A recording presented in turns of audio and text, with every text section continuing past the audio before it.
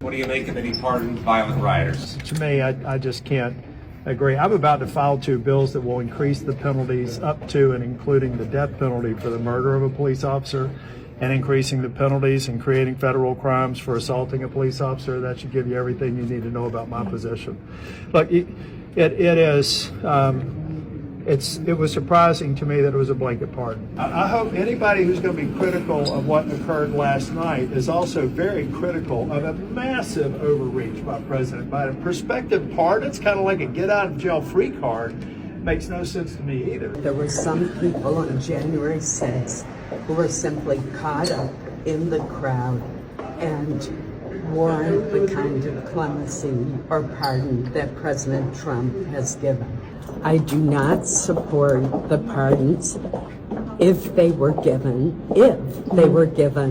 to people who committed violent crimes, including assaulting police officers. We're not looking backward, we're looking forward. Biden, the most massive use of pardon power that we've seen in history. I personally believe that pardons should be done on a case-by-case basis, but I don't think the entire Biden family should be pardoned for things that they evidently did that we didn't know they did. So the pardons have gotten a little out of hand the last few days. I don't think there's any question about that.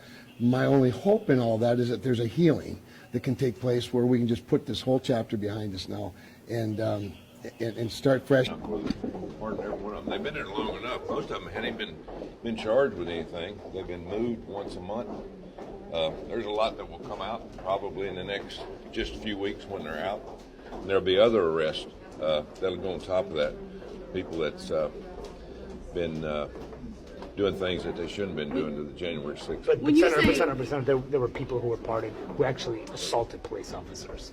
They've been in there 2 years. I think they were absolutely justified. Again, I don't know all the cases. I certainly don't want to pardon any violent actors, but there was a real miscarriage of justice here. So I'm totally supportive of it. For violent offenders, are you comfortable with that? I haven't seen the details, but I think a lot of those pardons were definitely well deserved. It's a disgrace how all of these people were treated, and the outcome of the election was the American people saying loud and clear that that was wrong, and President Trump did what he said he was going to do. You're going to see him do a lot of things that he said he was going to do on the campaign trail. Yesterday was just the beginning. There's a lot more of that to come. Yeah. Any thoughts about those police officers who were victimized? What's a disgrace is Liz Cheney abused her power.